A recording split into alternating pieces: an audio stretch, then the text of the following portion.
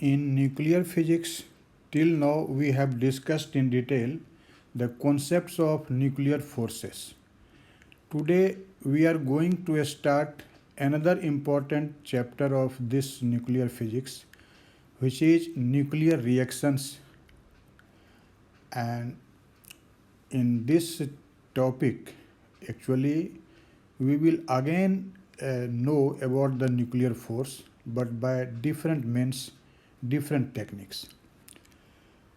You know, since Rutherford's discovery of the nuclear reaction process, a large amount of literature has been published in this regard. Formerly, the investigations were limited to establishing the process in various elements only.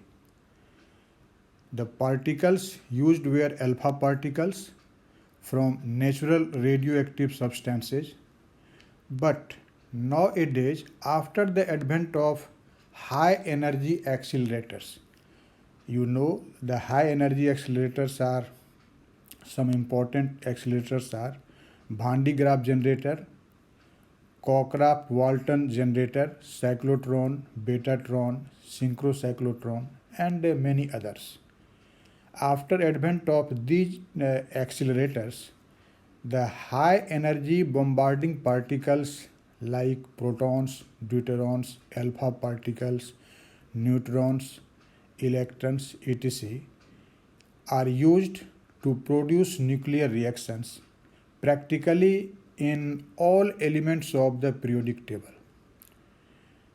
Actually, studies on the cross section and the angular distribution of disintegration products, coupled with the various theoretical developments, have led a better understanding of the nature of nucleus and the nuclear force. In fact, in this chapter, we will discuss various types of nuclear reactions, different conservation laws which are valid in ordinary nuclear reaction, the kinematics of the nuclear reaction,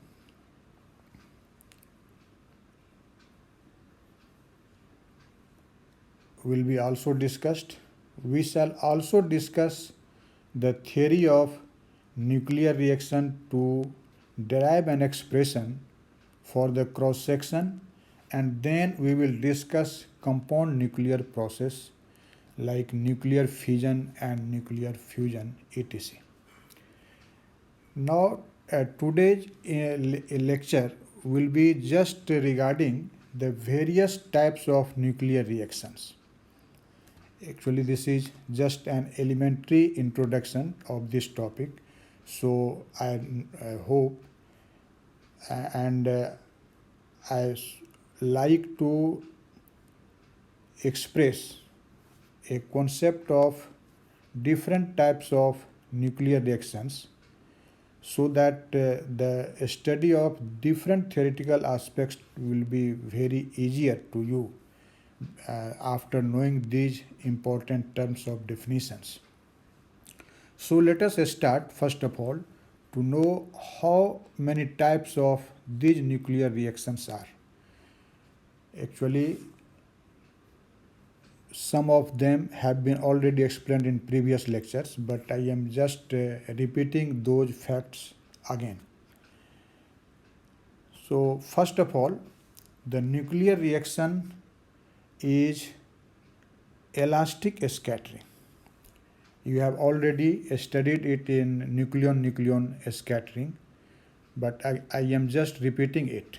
You know, in elastic scattering, there is only momentum transfer, but no transfer of energy taking place between the projectile and the target. In fact, in this case, the incident particles undergoing the scattering changes its direction. Only there is a change in its direction, and due to change in its direction, the magnitude of its velocity remains same. And if magnitude will remain same, there will be no change in magnitude of momentum. And if there is no change in magnitude of momentum, there will be no change in kinetic energy. But due to change in direction, there is a change in momentum vector you can show. So I have told you that in this case there is only a transfer of momentum but no transfer of energy. So the main facts regarding elastic scattering, I am just writing here for your convenience, that in case of elastic scattering, no transfer of energy.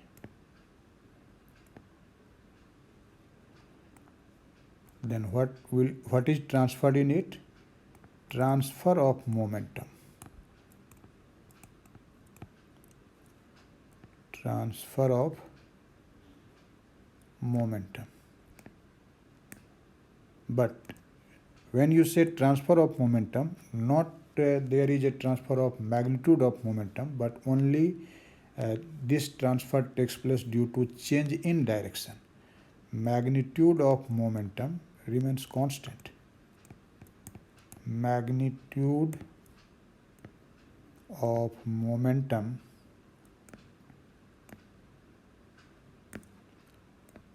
remains constant.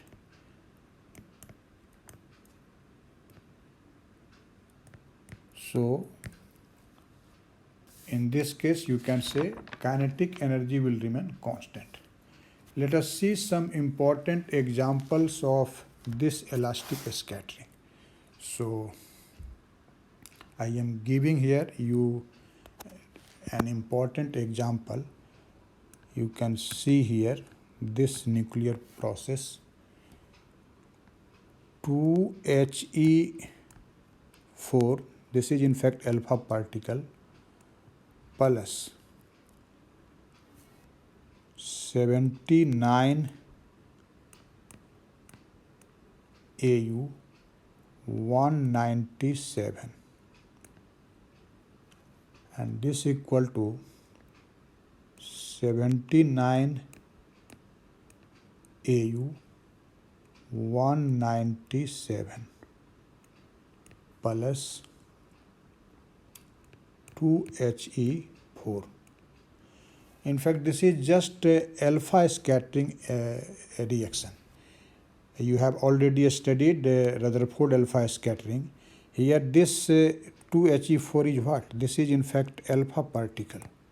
And when this alpha particle strikes a gold nucleus, you know there is no change in magnitude of momentum of the alpha particle, but in general you know after scattering the alpha particle follows a hyperbolic path. It means direction of alpha particle is changed after the scattering. And so in this case the nucleus remains same.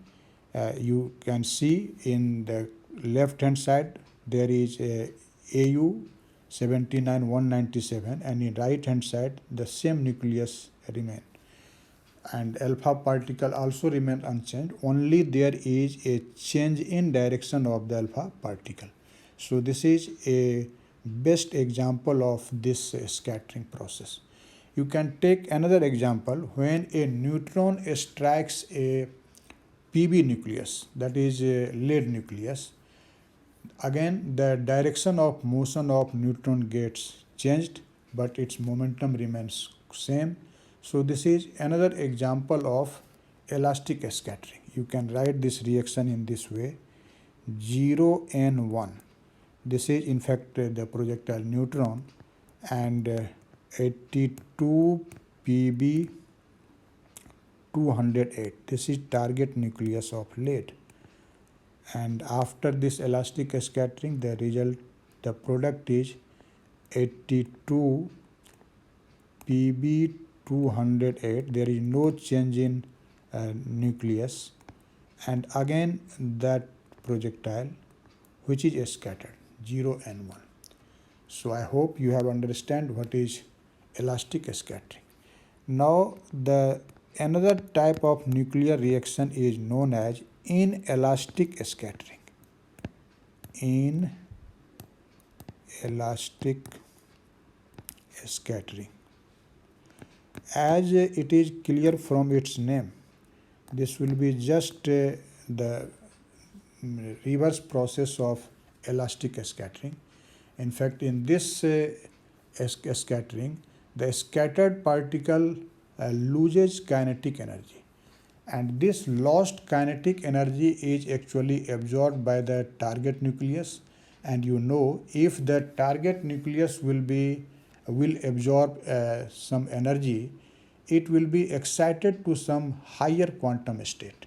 So after scattering, the target nucleus is in some higher quantum state, but you know the higher or excited quantum state is not stable.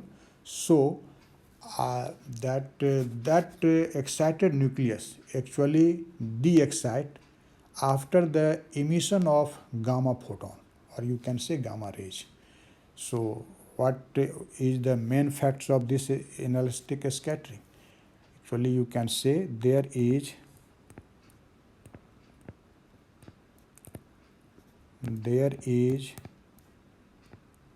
a loss of energy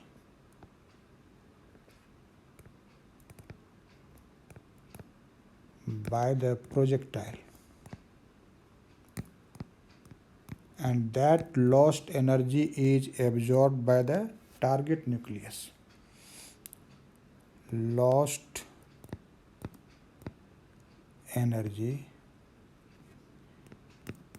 is absorbed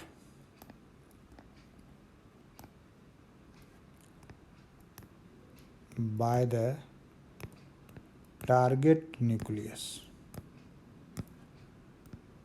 and when the target nucleus will absorb energy, it will be excited to some higher quantum state. Target nucleus is excited to some high quantum state,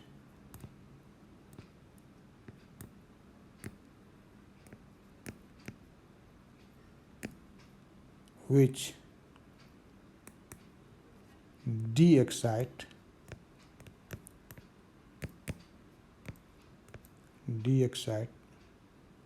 by emitting gamma photon. So this is the main facts regarding inelastic scattering. Now you can take some of its important examples of inelastic scattering. Let us take here two examples. In fact, when proton strikes a lithium nucleus, then the proton actually loses energy, and that lost energy is absorbed by the lithium nucleus and it gets excited. So you can see here this reaction 3Li7 plus 1P1. You may also write it like 1H1. This is not a hydrogen atom, but a nucleus of hydrogen atom, that is called proton. And this will be 3Li7 star. This symbol of a star actually represents the excited nucleus, and plus 1P1, and this excited lithium nucleus actually de-excite after emitting the gamma photon, as I have told you. So you can write this, that this is 3Li7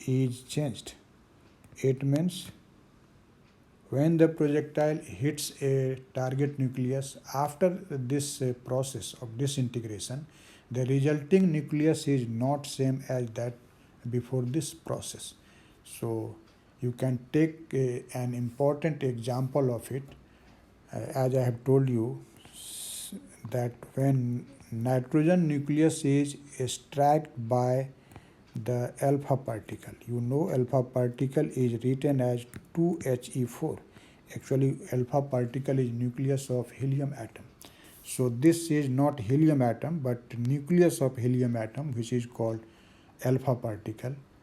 And after this strike, the resulting nucleus is one of the nucleus of oxygen isotope. This is 8O17, and a proton is actually emitted in this process. You can take another important example when the neutron strikes a lead nucleus, then the process of disintegration may take place, and you can see in this reaction in this process. This is 82 Pb 208 plus 0N1, and the resulting nucleus is 81 TL 208 plus 1P1. In fact, in this reaction, you are seeing that this resulting nucleus is in ground state, not in excited state. But it is possible that the resulting nucleus may be in excited state, in some higher quantum state. You can see in this condition we write this process as 81 TL 208 star. You know this star indicates the excited state of the nucleus, and plus 1P1. And again, you know, if this nucleus is excited, it will not remain in this state for a long time, but instantaneously it emits a gamma photon and again returns back to its ground state. So we can write it as 81 TL 208 plus 1P1 plus gamma photon. So this is the process of disintegration. Now the another important nuclear reaction is photodisintegration. Photodisintegration. As it is clear from its name, this is disintegration, but in this case the projectile is simply the gamma photon, or you can say gamma rays. You cannot use another photon. You know, photo means light and light means gamma photon. So in this case the projectile is fixed. You have to strike a gamma photon, and that gamma photon is actually absorbed by the target nucleus, and that target nucleus is excited to some higher quantum state. And in fact, if the energy is high enough, one or more particles may be liberated in this process.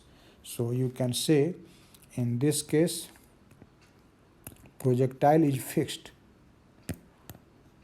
Projectile is actually gamma photon, and this gamma photon is absorbed by the target nucleus.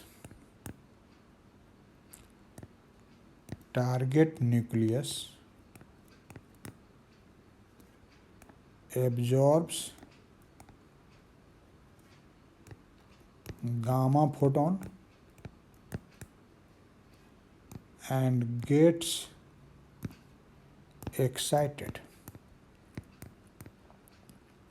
gets excited. And you can take an important example when gamma photon strikes a deuteron. Deuterons, you know that deuteron is simply the nucleus of the deuterium.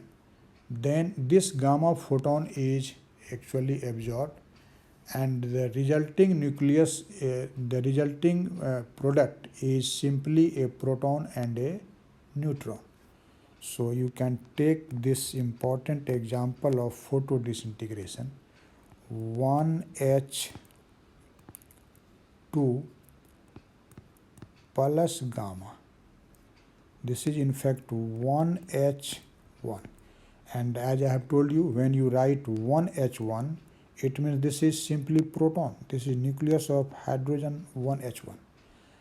So you may write either 1H1 or 1P1 and plus neutron 0 and 1. So photodisintegration is simply disintegration. The only difference is that in this case projectile is fixed. It is simply gamma photon. Now the another important nuclear reaction is radiative capture. Radiative capture.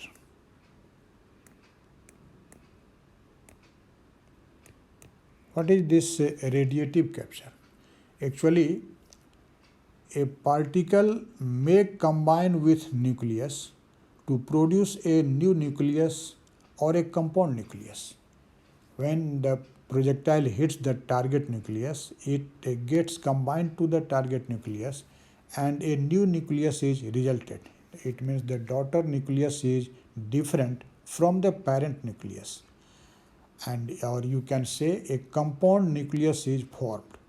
In fact, in this topic we will discuss in very detail the important examples of the important theory of compound nucleus in the further lecture.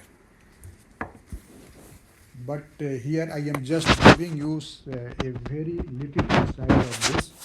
So as I have told you, the projectile is absorbed by the nucleus and produces new nucleus or compound nucleus.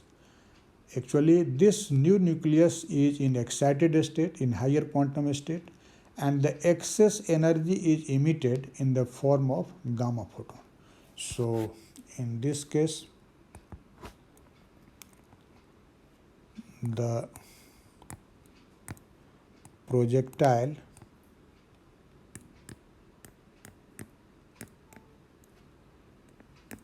is absorbed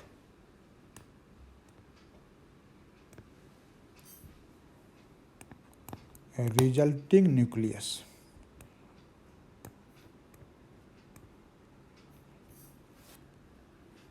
A resulting nucleus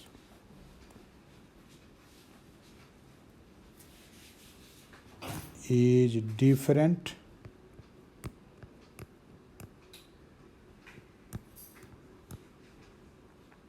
from the parent nucleus, or you can say target nucleus, and in excited state.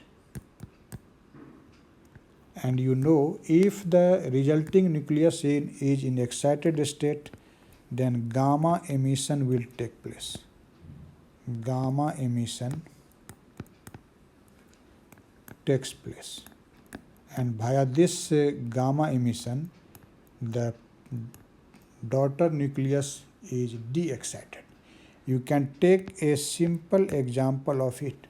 When the proton strikes a magnesium nucleus, it gets absorbed, and the resulting nucleus is of aluminum, which is in fact in excited state, and after de-excitation a gamma photon is released. So you may write this reaction in this way: 12 mg 26 plus 1p1,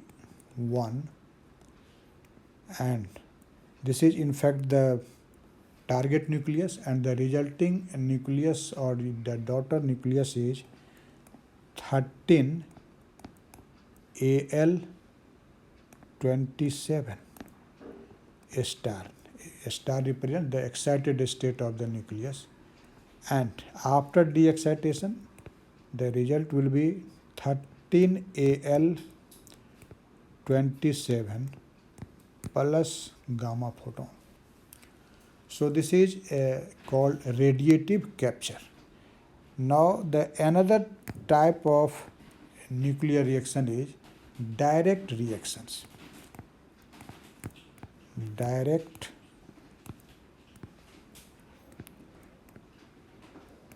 reactions. What is the important facts regarding this direct reaction? Actually, a collision of an incident particle with the nucleus may immediately pull one of the nucleons out of the target nucleus. In fact, when the projectile collides with the target nucleus, then it is possible that one of the nucleons, that is either neutron or a proton, will be immediately pulled out from the nucleus, and so that we will get the another isotope of that target nucleus. Actually, this is called pickup reaction. Although the reverse process is also possible, that when bombarding particles composed of more than one nucleon may lose one of them, then the target is called, in fact, in this case, a strapping reaction. So in this case, what will happen? In fact, in this case, you can say that one of the nucleons is pulled out from the target nucleus, and this process is actually known as pickup reaction. Pickup reaction.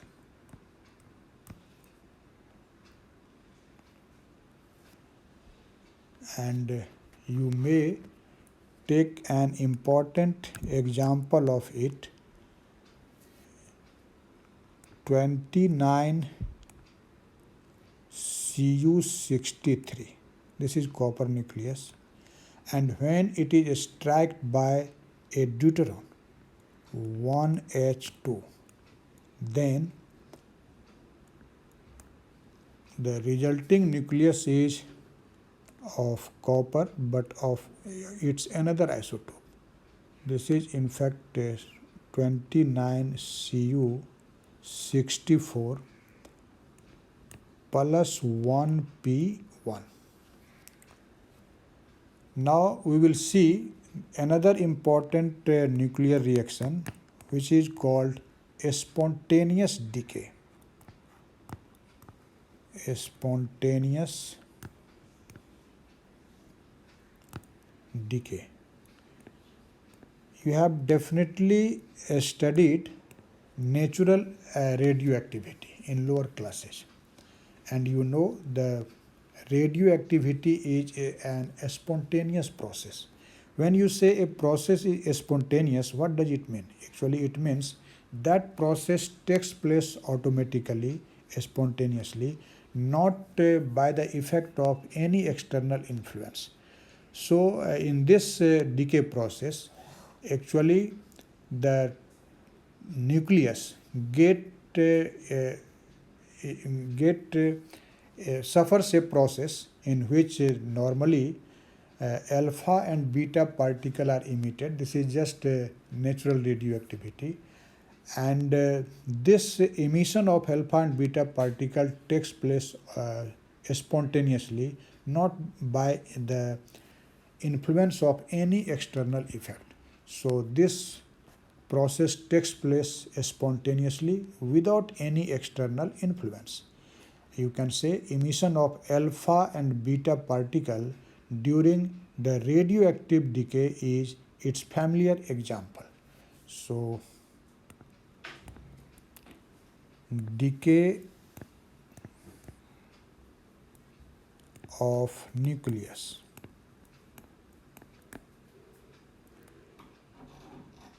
takes place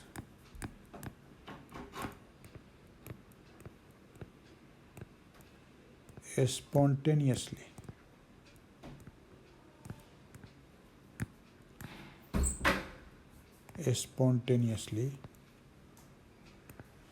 without any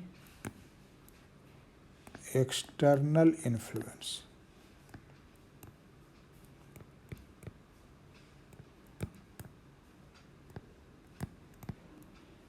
You can take its example, emission of alpha and beta particles during a radioactive disintegration. A radioactive decay or disintegration, you can say. So this is a spontaneous decay process. Now, an special type of spontaneous decay is known as expellation reactions. Expellation reactions. What is this expellation reaction? Let us see. Actually, when a heavy nucleus captures the incident particle, it has sufficient energy for the ejection of several particles, and such a reaction is called expellation reaction. You can see it in the familiar example of nuclear fission. So expellation reactions you can take in nuclear fission. Expellation reaction takes place. Actually, what happens in this process? There is a heavy nucleus, and that heavy nucleus is struck by some particle or some projectile, and that projectile actually is absorbed by the heavy nucleus, and in this process different pair of middleweight nucleus is resulted, and one or more than one particles are ejected too. So you can say the main facts of expellation reaction is what? So a heavy nucleus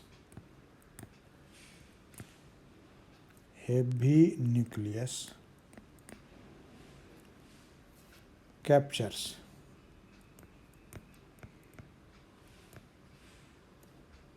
the projectile. Projectile means the particle which strikes on the nucleus, and the nucleus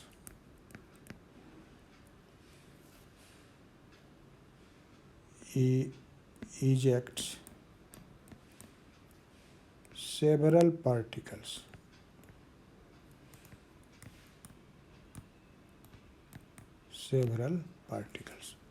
As I have told you, nuclear fission is an important example of expellation reaction.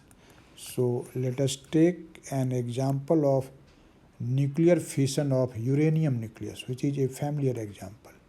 So nuclear fission of uranium 235. Uranium 235.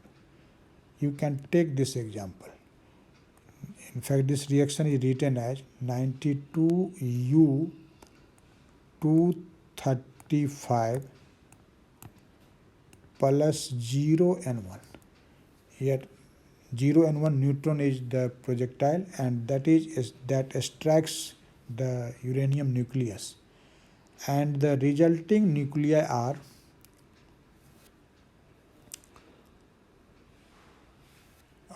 actually 40 ZR 98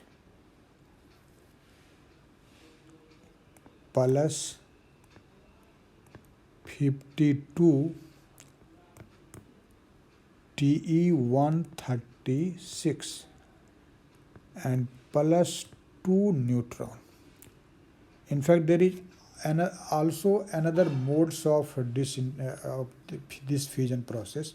These daughter nuclei which I have shown here may be different in another process. There are so many techniques of fusion of uranium.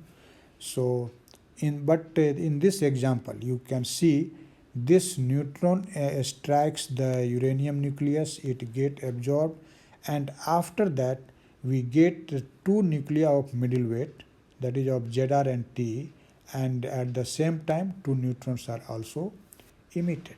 So this is a familiar example of expellation process or expellation reaction. Now we will see a special type of expellation reaction. This is called high energy reaction. High energy reactions. What happens in this high energy reactions? Let us see.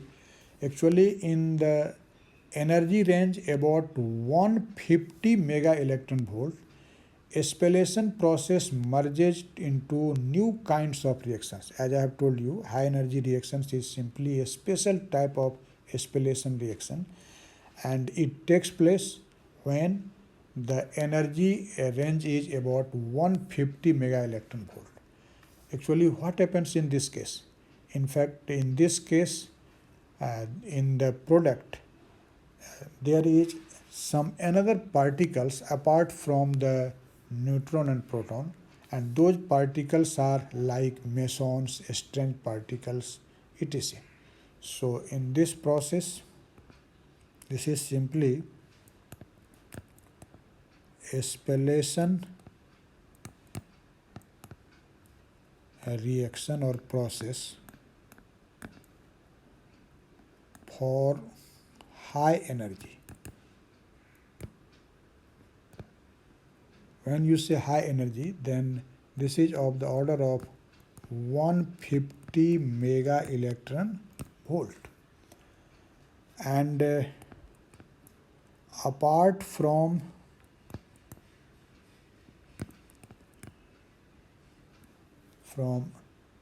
neutron and proton, other particles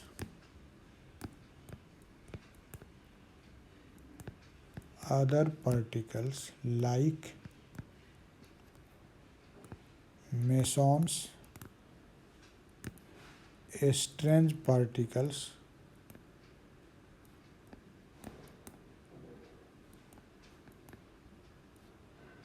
are also ejected in this process. So it is simply expellation reaction but at high energy. Now we will see a brief account of another nuclear reaction, that is called heavy ion reaction. Heavy ion reaction. What is the main facts regarding this heavy ion reaction? Actually, nuclear reaction induced by heavy ions. When you say heavy ions, it means the ions whose mass number is greater or equal to 12. So this nuclear reaction, which is induced by heavy ions having mass number greater or equal to 12, also include conventional reaction mechanism. And you can say, when you say conventional reaction mechanism, it means the reaction like Coulomb excitation, elastic scattering, compound nucleus formation, direct reaction, this may take place. So when such a process is induced by not a particle uh, like neutron or proton or alpha particle, but by heavy ions, then that reaction is called heavy ion reaction. So this is in fact the conventional reaction process, but it is started due to the strike of heavy ions instead of the lighter projectile. So in this case, projectile is heavy ion.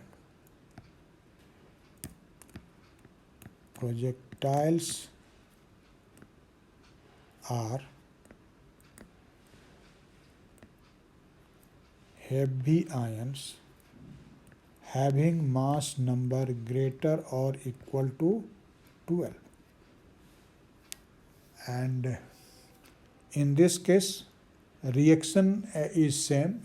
As you have seen, there will be elastic scattering, compound nucleus formation. These will be the reaction, but that reaction is in fact excited, or you may say started due to the strike of heavy ions. So these were some of the important nuclear reactions. This is just a basic fundamental of this chapter, and after knowing this, I am just giving you two important facts which will be also very invariably used in this topic. So I am just writing it in a remark that in case of nuclear reaction, we use the projectile of different energy range, and in accordance with the energy range, we name the projectile. So when a particular name will be told to you, you must understood what that name means, what is the energy range for that name.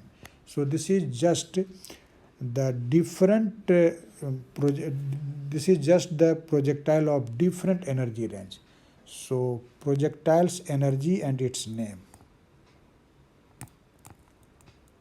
Projectile's energy and its name. In fact, when we say that in a nuclear reaction, there is a projectile having energy equal to thermal energy. So what this thermal energy actually refers? Actually, when you will say thermal energy, its value will be simply almost equal to 0.025 electron volt. When we will study nuclear fission, we will see that a neutron, which is actually called thermal neutron, it means the energy of that neutron is of this order, 0.025 electron volt, strikes a uranium nucleus, then fission of uranium nucleus takes place. So the term thermal neutron will be used. So I hope after this you will understand what does thermal neutron means. The thermal neutron means the neutron whose energy will be of thermal range. And what is the thermal range of energy? This is actually 0.025 electron volt. Similarly, we say that the another type of energy range, and that is slow neutron. When you say slow neutron, what does it mean? Actually, the energy of slow neutron is of the order of 1 kilo electron volt. So whenever the term slow neutron will be used, you should understand that the energy of that neutron is of the order of 1 kilo electron volt. Again, somewhere there will be a term used as fast neutron. When you say fast neutron, what will be its energy range? This will be almost equal to 0.1 to 10 mega electron volt. It means if a neutron has energy in the range 0.1 mega electron volt to 10 mega electron volt, then we will call it fast neutron. And similarly, when there is a charged particle as a projectile, then we say low energy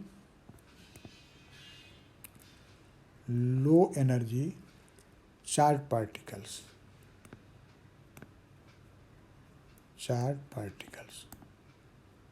And when the projectile is low energy charged particle, it means what? The energy range is 0.1 to 10 mega electron volt. It means energy range of fast neutron and energy range of low energy charged particles is same. This is 0.1 to 10 mega electron volt. Now the another range of energy is high energy charged particles. High energy charged particles. In case of high energy charged particles, actually the energy ranges from 10 to 100 mega electron volt. So remember these terms. This is in accordance with the energy. Similarly, the target used in nuclear reaction is also named on the basis of its mass number. When you say light nuclei,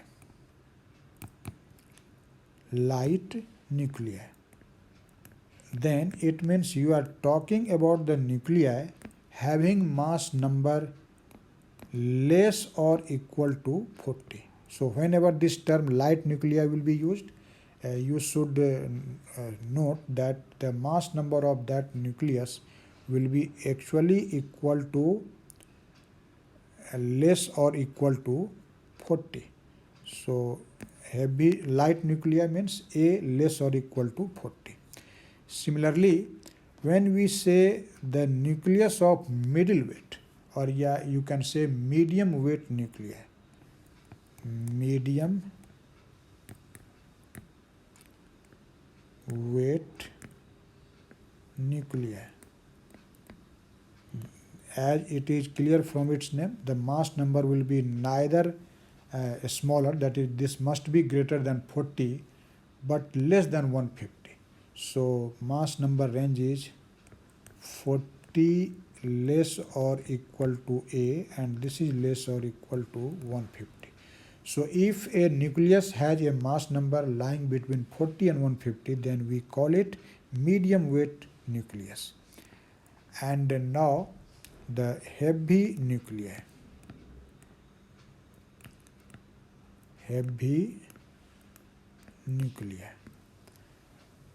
In fact, in case of heavy nuclei, mass number you can see will be greater or equal to 150.